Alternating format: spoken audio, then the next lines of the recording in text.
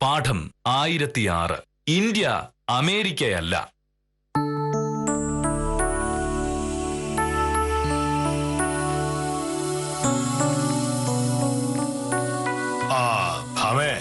ഇതുവരെ ഷട്ടുമുണ്ട് തേച്ചേർന്നില്ലേ? തീർന്നു. മണി 9 ആയുള്ളൂ. അപ്പോഴേക്ക് ഇത്ര ധൃതി എന്തിനാണ്?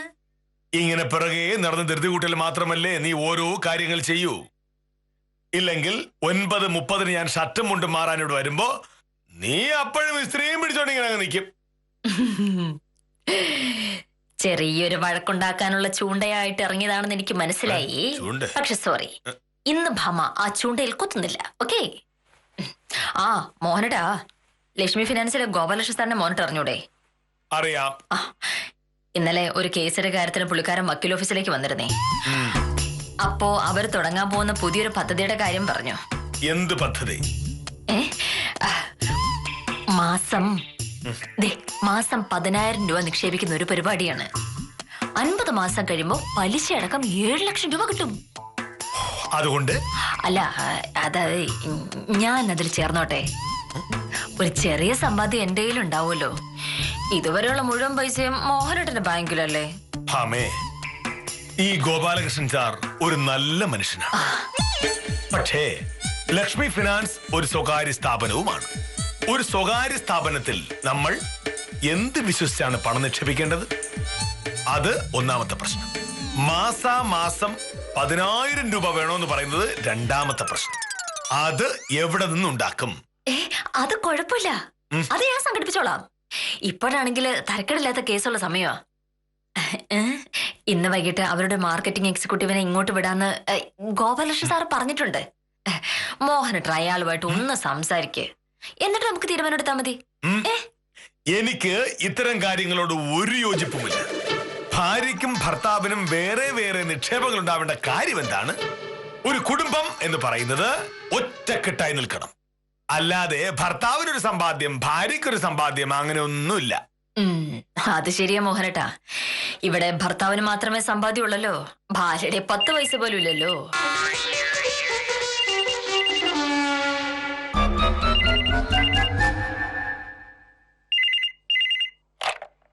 ഹലോ, അതെ, കൊടുക്കാം. ഭാമേ,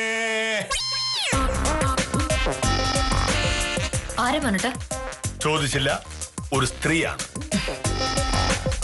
ഹലോ, അതെ, സത്യഭാമയാണ്. ആ ശാലിനി, എനിക്ക് മനസ്സിലായി. സത്യപാലൻ ഇന്നലെ എന്നോട് പറഞ്ഞിട്ടുണ്ടായിരുന്നു. സത്യപാലൻ പറഞ്ഞപ്പോ തന്നെ ഞാൻ പറഞ്ഞതായിരുന്നു ഇത്തരം കേസുകളൊന്നും ഞാൻ വാദിക്കുന്നില്ലെന്ന്. അയ്യോ, എന്റെ ശാലിനി, ഭാര്യയും ഭർത്താവും ഇങ്ങനെയൊക്കെ ചില പ്രശ്നങ്ങൾ ഉണ്ടായിരിക്കും. അതിന്റെയൊക്കെ പേരിൽ എടുത്തു ചാടി ഇങ്ങനെ ഡൈവോഴ്സ് എന്നൊക്കെ പറഞ്ഞിട്ടുണ്ടെങ്കിൽ അതെങ്ങനെ ശരിയാവും? പ്രശ്നങ്ങൾ സംസാരിച്ച് തീർക്കാൻ നോക്കണം. അങ്ങനെയല്ല നമ്മൾ വേണ്ടത്. ഒരു കാര്യം ചെയ്യും, ശാലിനി സമയം കിട്ടുമ്പോ എന്നെ വിളിച്ചിട്ട് ഒന്ന് വക്കീൽ ഓഫീസിലേക്ക് വരൂ. നമുക്ക് സംസാരിക്കാം. ശരി.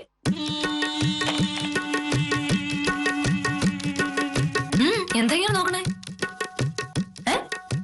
സത്യപാലൻ ഏർപ്പാടാക്കി തന്ന ഒരു കേസാണെന്നും അതിലെ കക്ഷിയുടെ പേര് ശാലിനി ആണെന്നും ആ ശാലിനിയും അവരുടെ ഭർത്താവും തമ്മിൽ വഴക്കാണ് എന്നും ആ വഴക്കിന്റെ പേരിൽ ശാലിനി ബന്ധം പിരിയാൻ പോവുകയാണ് എന്നും മനസ്സിലായി. ഇനി എന്തെങ്കിലും മനസ്സിലാവാത്തായിട്ടുള്ളത്?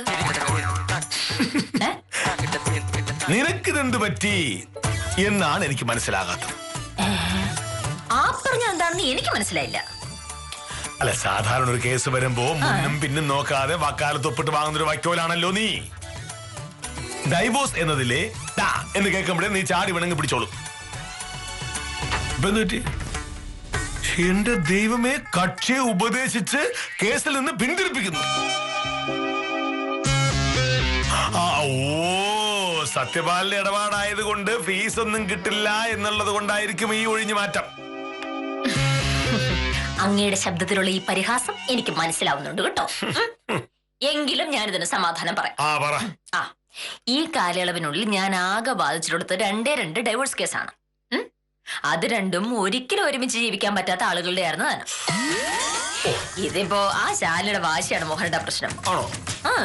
ഭർത്താവിന് വേറെ സ്ത്രീകളുമായിട്ട് ബന്ധമുണ്ടെന്നാണ് അവര് കരുതി വെച്ചിരിക്കുന്നത്. അന്വേഷിച്ചപ്പോ അതിലൊന്നും വലിയ കാര്യമില്ലാത്തതന്നെ. അയാളൊരു നാടകക്കാരന്. ഒരുപാട് സ്ത്രീകള് അയാളുടെ ആരാധകരായിട്ടുണ്ടാവുമല്ലോ. അവരൊക്കെ അയാളെ ഇടയ്ക്കിടയ്ക്ക് വിളിക്കും, സംസാരിക്കും, ചിലപ്പോ കാണും, ചിലപ്പോ ഒരുമിച്ചൊരു കാപ്പ് കുടിച്ചെന്നിരിക്കും. ഇതൊക്കെ ഇക്കാലത്ത് ഇത്ര വലിയ തെറ്റാണോ?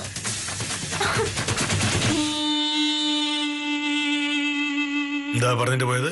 ഇതൊന്നും ഇക്കാലത്ത് ഒരു തെറ്റല്ലെന്നോ?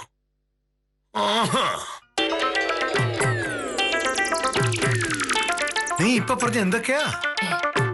കേട്ടില്ലായിരുന്നു. കേട്ടു. അതുകൊണ്ടാണ് വീണ്ടും ചോദിച്ചത്. അതെന്താണ്? കല്യാണം കഴിച്ച് കുടുംബമായി ജീവിക്കുന്ന ഒരാൾ ഭാര്യയല്ലാത്ത വേറൊരു സ്ത്രീയുമായി അടുത്തിടപഴകുന്നതും ഊരു ചുറ്റുന്നതുമൊക്കെ ഭയങ്കരമായ മാന്യതയാണെന്നാണോ നീ പറയുന്നത്? അതിലെന്താ മോഹനയുടെ ഒരു കുഴപ്പം? ഇത് പഴയ കാലമൊന്നുമല്ല. പണ്ട് പെണ്ണുകൾ വീട്ടിൽ തന്നെ ഇരിക്കല്ലായിരുന്നോ? അതുകൊണ്ട് സ്വന്തം ഭർത്താവിനെ അല്ലാതെ വേറൊരാളിനെ കാണുകയോ സംസാരിക്കുകയോ ചെയ്യേണ്ട ഒരു കാര്യം അവർക്ക് വരുന്നില്ലായിരുന്നു. ഇപ്പത്തെ അവസ്ഥ അതാണോ? ആണുങ്ങളെ പോലെ തന്നെ പെണ്ണുങ്ങളും ജോലി ചെയ്യുകയും പൊതുസമൂഹത്തിൽ ഇടപെടുകയും ചെയ്യുന്ന കാലമല്ലേ? അപ്പൊ പിന്നെ ആണും പെണ്ണും ഇടപെടുകിന്നിരിക്കില്ലേ? അത് ശരിയല്ലല്ലോ. ഒരു സ്ത്രീയെ കാണുന്നതോ സംസാരിക്കുന്നതോ തെറ്റാണ് എന്ന് ഞാൻ പറയുന്നില്ല. ഏതെങ്കിലുമൊക്കെ സ്ത്രീകളുടെ കൂടെ കാപ്പി കുടിക്കാൻ പോകേണ്ട കാര്യം എന്താണ് ഭാമേ? മോഹനേട്ടാ, എന്റെ കൂടെ ജോലി ചെയ്യുന്ന ഒരു വക്കീലാണല്ലോ സത്യപാലൻ. ഞാൻ സത്യപാലനും കൂടി കോടതിയിലെ ക്യാൻറ്റീനിൽ കയറി ഒരു കാപ്പി കുടിച്ചു എന്നിരിക്കട്ടെ. എന്തോ കുഴപ്പം? ഇനി അതല്ല, ഏതെങ്കിലും ഒരു കക്ഷിയുമായിട്ട് ഒരു കേസിന്റെ കാര്യം ചർച്ച ചെയ്യണം. അയാളുടെ കൂടെ ഏതെങ്കിലും ഒരു ഹോട്ടലിൽ കയറി ഒരു ചായയും കുടിച്ചിരുന്ന് സംസാരിക്കുന്നത് എങ്ങനെ മോഹനേട്ട തെറ്റാവുന്നത്? കേസിന്റെ കാര്യം ചർച്ച ചെയ്യാനാണല്ലോ വക്കീൽ ഓഫീസ്. മോഹനേട്ടാ, എല്ലായ്പ്പോഴും അത് പറ്റിയെന്ന് വരില്ല. ഉദാഹരണത്തിന് ഞാൻ വക്കീൽ ഓഫീസിൽ ഇല്ലാത്ത സമയമാണ് എന്ന് കരുതുക. അപ്പൊ എന്ത് ചെയ്യാൻ പറ്റും? അല്ലെങ്കിൽ വക്കീൽ ഓഫീസിലുള്ള മറ്റുള്ള ആളുകൾ കേൾക്കാതെ സംസാരിക്കേണ്ട ഒരു കാര്യമാണ് എന്ന് കരുതുക. അപ്പൊ പിന്നെ പുറത്തു പോലേ വഴിയുള്ളൂ. അങ്ങനെ മറ്റുള്ളവർ കാണാതെ ഒളിച്ച് സംസാരിക്കേണ്ട ഒരു കാര്യമില്ല. വക്കീലും കക്ഷി സംസാരിക്കുന്നതിൽ ഒളിച്ചു വെക്കേണ്ട കാര്യം എന്താ? അങ്ങനെയൊക്കെ ഉണ്ടാവും മോഹനേട്ടാ. ഇപ്പൊ മോഹനേട്ടന്റെ കാര്യം തന്നെ എടുക്കാം. ആഫീസിൽ കൂടെ ജോലി ചെയ്യുന്ന രണ്ട് സ്ത്രീകളെ അവരോട് സംസാരിക്കാതിരിക്കാൻ പറ്റും മോഹനേട്ടനെ? ഞാൻ അവരോട് സംസാരിക്കുന്നത് ആഫീസ് കാര്യങ്ങൾ മാത്രമാണ്, വേറെ ഒരു കാര്യവും സംസാരിക്കാറില്ല. അതുകൊണ്ട് നീ ഇങ്ങനെ എത്ര കക്ഷികളോട് ചായ കുടിക്കാൻ പോയിട്ടുണ്ട്? ഒത്തിരി പ്രാവശ്യം. എന്താ ഇത്? അമേരിക്ക അല്ല, ഇന്ത്യയാണ്, ഇന്ത്യ. സായിപ്പ് കാണിക്കുന്ന പോലുള്ള ഗോഷ്ഠികൾ കാണിക്കുന്നത് ശരിയല്ല. ഞാനത് സമ്മതിക്കില്ല. അതെ, ഇതിന്റെ പേര് വഴക്കുണ്ടാക്കിയിട്ട് ഒരു കാര്യമില്ല. പ്രായപൂർത്തിയായ ഒരു ആണിനും പെണ്ണിനും സംസാരിക്കാനോ ഇടപഴകാനോ ഒന്നിച്ച് ഭക്ഷണം കഴിക്കുകയോ ചെയ്യുന്നതിന് ഈ രാജ്യത്തെ നിയമം അനുസരിച്ച് ഒരു വിലക്കുമില്ല. ഞാൻ ഒരു വക്കീലാണ്. ആണുങ്ങളോട് മിണ്ടാതെയും ആണുങ്ങളുടെ കൂടെ ജോലി ചെയ്യാതെയും എനിക്കൊരു കേസ് നടത്താൻ പറ്റൂല. അതിന്റെയൊക്കെ പേര് ഞാനും മോഹനേട്ടനും തമ്മിൽ വഴക്കുണ്ടാക്കാൻ തുടങ്ങിയിട്ടുണ്ടെങ്കിലേ പിന്നെ അതിന് മാത്രം നമുക്ക് നേരം ഉണ്ടാവുള്ളൂ.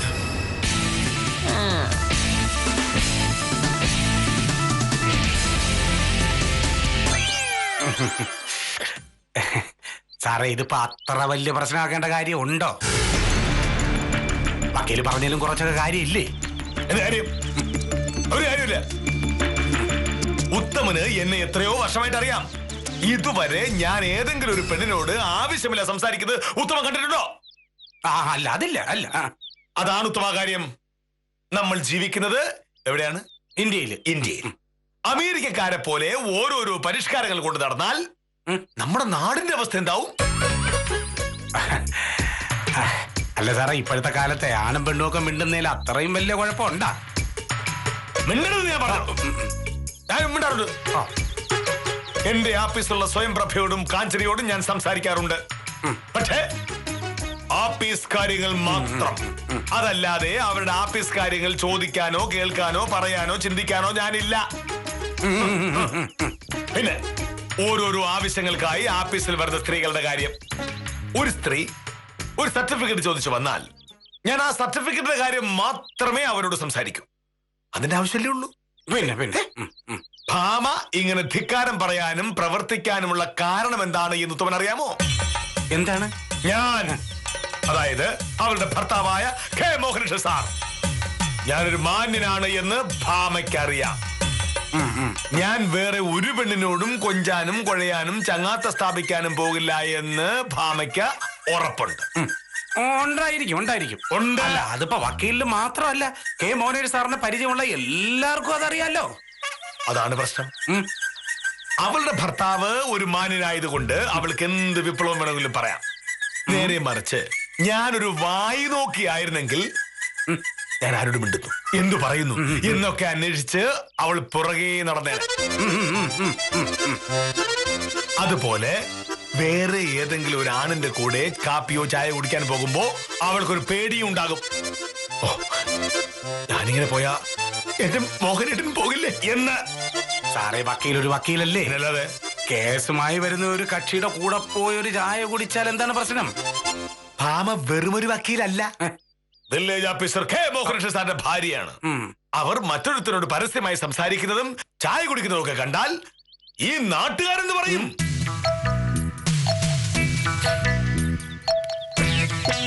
ഉത്തമ, അയ്യോ, ഈ പ്രശ്നം തീർക്കാൻ ഒരൊറ്റ വഴിയേ ഉള്ളൂ. സംഭവം എന്താണെന്ന് പറയും. നിന്ന് ഞാനും ഏതെങ്കിലും പെണ്ണുമായി അടുത്തിടപഴകുന്നതും ചായ കുടിക്കാൻ പോകുന്നതൊക്കെ അവൾ അറിയണം. അവൾ ഭാമ വക്കീല്. അതോടെ അവൾ പേടിക്കും. ഭർത്താവ് കൈവിട്ടു പോകുന്നു എന്ന് തോന്നുമ്പോ ഭാമ മര്യാദക്കാരിയാകും. പക്ഷെ സാർ ആരുടെ കൂടെ ചായ കുടിക്കാൻ പോകും? ചായ കുടിക്കാൻ വേണ്ടി പോകും. പിന്നെ ഇപ്പൊ പറഞ്ഞതാ, ഉത്തമന് പരിചയമുള്ള ഏതെങ്കിലും ഒരു സ്ത്രീയെ പരിചയപ്പെടുത്താ. ഭാമ കാണുകെ അവർ എന്നോട് വലിയ അടുപ്പത്തിൽ സംസാരിക്കും. ഞാൻ എന്തെങ്കിലും പറയും. അതോടെ ഭാമ പേടിക്കും. എങ്ങനെയുണ്ട്? അതിന് പറ്റിയ കക്ഷിയൊക്കെ എന്റെ കയ്യിലുണ്ട്. നാടകത്തിലൊക്കെ അഭിനയിക്കാൻ പോകുന്ന രജനി. പക്ഷേ രജനി സാറും കൂടെ എങ്ങനെ സംസാരിക്കും? എന്തെങ്കിലും ഒരു ആഫീസ് കാര്യവുമായി രജനി എന്നെ കാണാൻ വീട്ടിലേക്ക് വരട്ടെ. ഭാമയുടെ മുന്നിൽ വെച്ച് ഞങ്ങൾ വളരെ അടുപ്പം കാണിച്ച് സംസാരിക്കും. രജനി പോയി കഴിയുമ്പോൾ ഭാമ ഉറപ്പായും എന്നോട് വഴക്കിന് വരും. അപ്പോ അവൾക്ക് ഞാൻ കാര്യകാരണ സഹിതം പറഞ്ഞ് മനസ്സിലാക്കി കൊടുക്കും. എന്താ ആലോചിക്കുന്നേ? അല്ല സാറേ, ഇതിന്റെയൊക്കെ ആവശ്യം ഉണ്ടോ എന്ന് ഞാൻ വെറുതെ ആലോചിക്കായിരുന്നു. ആവശ്യമുണ്ട്. ഓ ശരി, അപ്പൊ ബാക്കി കാര്യം സാർ എനിക്ക് വിട്ടേരും. വൈകിട്ട് ഒരു 5:30 ആവുമ്പോ രജനി സാറിനെ കാണാൻ വരും. ബാക്കിയൊക്കെ സാറിന്റെ ഭാഗ്യം പോലെ ഇരിക്കും.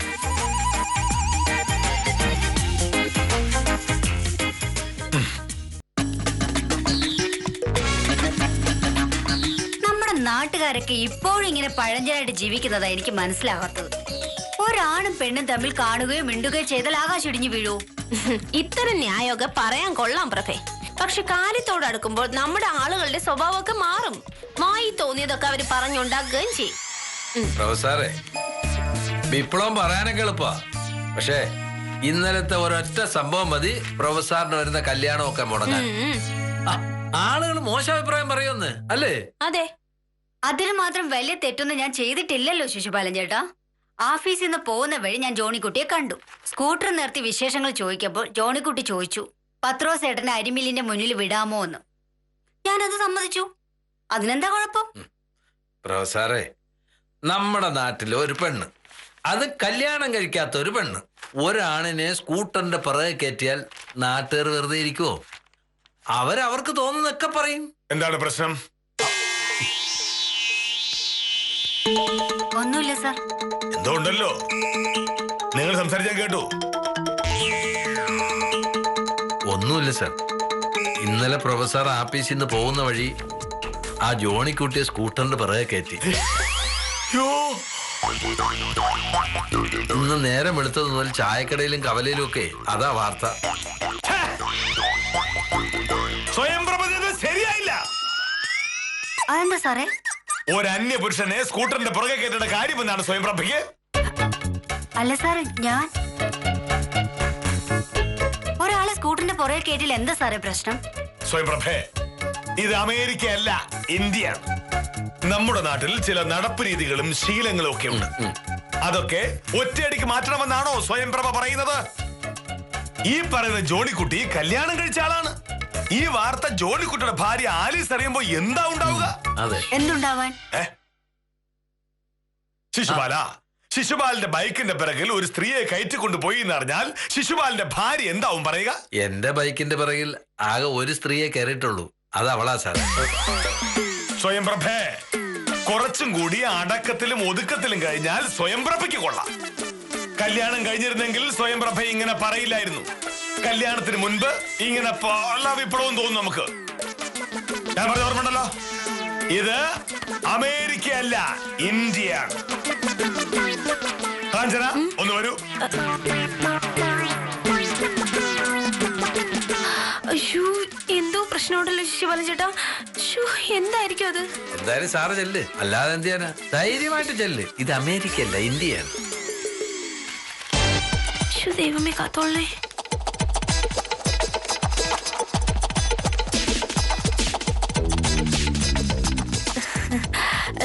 സർ, സർ വരാൻ പറഞ്ഞു.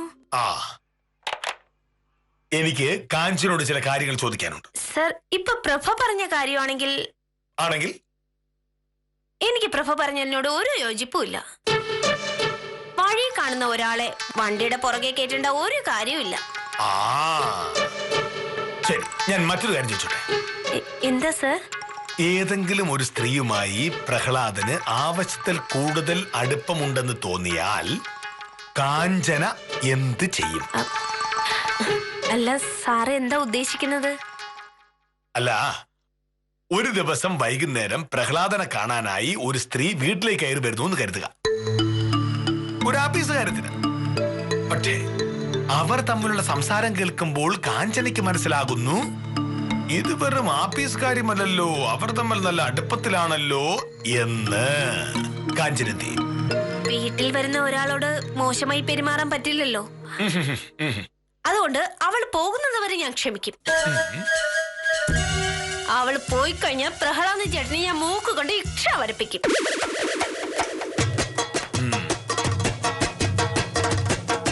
അപ്പൊ പ്രഹ്ലാദൻ കാഞ്ചനോട് പറയുകയാണ്, ആ പോയ പെണ്ണുമായി പ്രഹ്ലാദന് ഒരു അടുപ്പവുമില്ല, ആണുങ്ങളും പെണ്ണുങ്ങളും തമ്മിൽ ഒരുപാട് അടുത്തിടപഴകുന്നത് ശരിയല്ല എന്ന് കാഞ്ചനയെ മനസ്സിലാക്കി തരാൻ വേണ്ടി ചെയ്തതാണ് എന്ന്.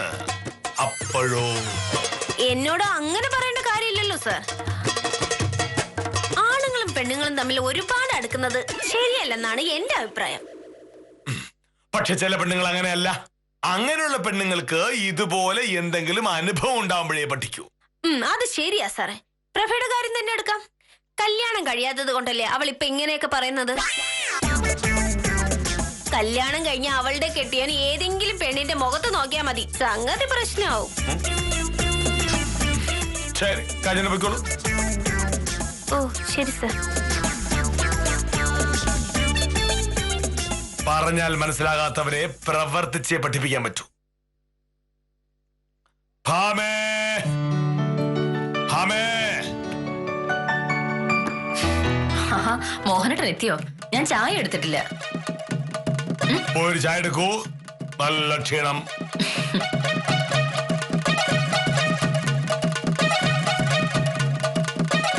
രജനി വരാൻ നേരമായല്ലോ.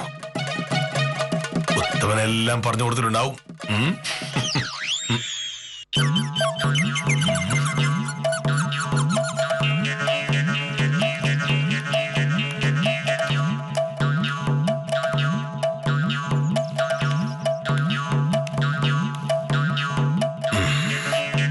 വരുന്നുണ്ട്. ഉത്തമനെല്ലാം പറഞ്ഞു കൊടുത്തിട്ടുണ്ടാവും. ഓ എന്താ മോനട്ടാ? ഒന്നും ഇങ്ങോട്ട് വരൂ. ഞാൻ ചായ എടുത്തോണ്ടിരിക്കുക, ഇപ്പൊ വരാം.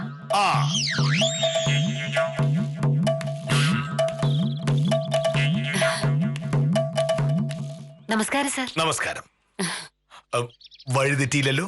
ഇല്ല, ഉത്തമൻ കൃത്യമായി വഴി പറഞ്ഞു. അല്ലെങ്കിലും ഒരു വില്ലേജ് ഓഫീസറുടെ വീട് കണ്ടുപിടിക്കാനാണോ ഇത്ര പാട്? അത് ശരിയാ. ഈ ഭാഗത്തൊക്കെ ഞാൻ ഭയങ്കര പ്രശസ്തനാ. ഭാമ ചായ എടുക്കുകയാണ്, വരാൻ കുറച്ച് സമയം എടുക്കും. അപ്പൊ പിന്നെ കാര്യങ്ങളൊക്കെ ശരിക്കറിയാലോ അല്ലേ? അറിയാം. എന്നാ നമുക്ക് തുടങ്ങാം. സത്യം പറയാമല്ലോ, പെൺകുട്ടികളായാൽ തന്നെ പോലെ തന്നെ വേണം. താനെന്തും ഇടിക്കുക. ഇങ്ങനെയുള്ള പെൺകുട്ടികളെ ആരായാലും ഇഷ്ടപ്പെട്ടു പോകും. തന്നെ പരിചയപ്പെടാൻ പറ്റിയത് തന്നെ വലിയ ഭാഗ്യമാണ്. ഞാൻ സാധാരണ മറ്റു പെൺകുട്ടികളുമായി അങ്ങനെ സംസാരിക്കുന്നതല്ല. വന്നിട്ടുണ്ട്. ഇത്രയും മിടുക്കിയായ ഒരു പെൺകുട്ടി ഇങ്ങനെ മുന്നിൽ വന്ന് നിൽക്കുമ്പോ ആരായാലും സംസാരിച്ചു പോകുമല്ലോ, സംസാരിച്ചു പോകും. എന്തായാലും തന്നെ എനിക്ക് ഇഷ്ടപ്പെട്ടു. ഇനി ഇടയ്ക്കിടയ്ക്ക് ഫോൺ വിളിച്ചോളൂ. ഈ ഫോണിൽ സംസാരിക്കുക എന്നൊക്കെ പറയുന്നത് ഈ കാലത്ത് ഒരു രസമുള്ള കാര്യമാണല്ലോ.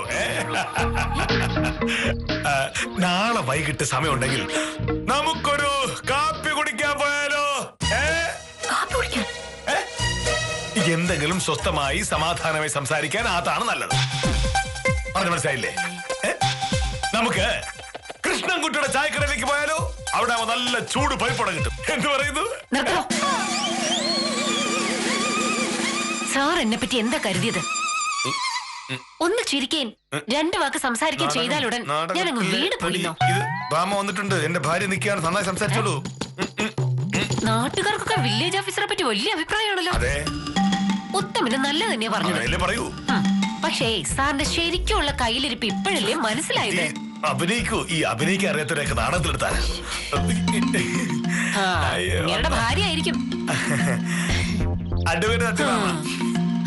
വലിയ വക്കീലാണെന്നൊക്കെയാണല്ലോ ഗോപാലകൃഷ്ണൻ സാർ പറഞ്ഞത്. എന്നിട്ടാണോ നിങ്ങളുടെ ഭർത്താവ് ഇങ്ങനെ പെരുമാറുന്നത്? ഗോപാലകൃഷ്ണ സാറോ? ലക്ഷ്മി ഫിനാൻസിലെ ഗോപാലകൃഷ്ണ സാർ പറഞ്ഞിട്ട് വന്നതാ ഞാൻ. വക്കീലിനെ കണ്ട് ആ നിക്ഷേപത്തിന്റെ വിവരങ്ങളൊക്കെ പറയാൻ.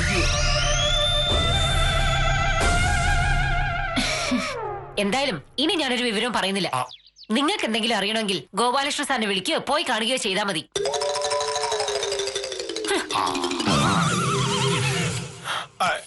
സാർ എന്താ എന്നെ പറ്റി കരുതിയത്? ഒന്നും കരുതില്ല നീത്തി. സാറിനെ പോലുള്ളവരുടെ സൂക്കേടൊക്കെ എനിക്കറിയാം. എനിക്ക് ഒരു കുഴപ്പമില്ല. പക്ഷേ ഒന്ന് ഓർത്തോ, ഇതേ അമേരിക്കയല്ല, ഇന്ത്യ. ഞാൻ രാവിലെ പറഞ്ഞു നടക്കുന്നത്.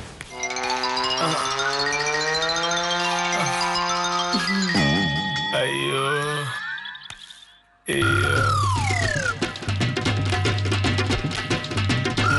പോയി. അത് ഇവിടെ എവിടെ? എന്താ ഉദ്ദേശം?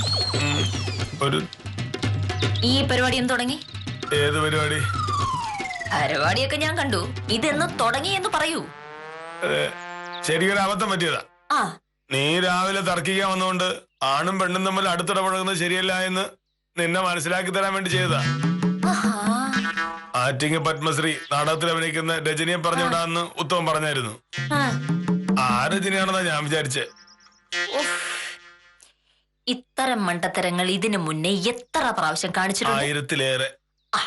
അന്നല്ല അബദ്ധത്തിൽ ചാടിയിട്ടുള്ളതല്ലേ, അതുകൊണ്ടൊന്നും പഠിച്ചില്ല. ആ പെണ്ണ് ഗോപാലകൃഷ്ണ സാറിന്റെ അടുത്ത് പോയിട്ട് നീ എന്ത് പറയൂ എന്തോ? ഞാൻ എങ്ങനെ അയാളുടെ മുഖത്ത് നോക്കും? ഒരബദ്ധം പറ്റിയല്ലേ? നിന്ന് വേർക്കാതെ ഈ ചായ കുടിക്കേ, പരവേശം ഒന്ന് മാറട്ടെ. കാമുകി കാപ്പി കുടിക്കാൻ പലരും പലയിടത്തേക്കും വിളിച്ചിട്ടുണ്ടാവും. എന്നാലും ആ കൃഷ്ണൻകുട്ടിയുടെ ഉണക്ക ചായക്കടയിൽ പോയി കാപ്പി കുടിക്കാം എന്ന് പറയുന്ന ലോകത്തിലെ ആദ്യത്തെ കാമുകൻ എന്റെ മോഹനേട്ടനായിരിക്കും. മോഹനേട്ടാ, ഈ ഇന്ത്യയും അമേരിക്കയും തമ്മിൽ ഒരുപാട് വ്യത്യാസമുണ്ടല്ലേ? ഉത്തമൻ പറഞ്ഞു വിട്ടയാൾ ഇനിയും വരാനുണ്ട് എന്നതാണ് സത്യം. ഭാര്യയെ സദാചാരം പഠിപ്പിക്കാൻ ഇറങ്ങി ആപ്പിലായ ആഫീസറോട് സഹതപിക്കാനല്ലാതെ മറ്റൊന്നും നമുക്ക് ചെയ്യാനില്ല.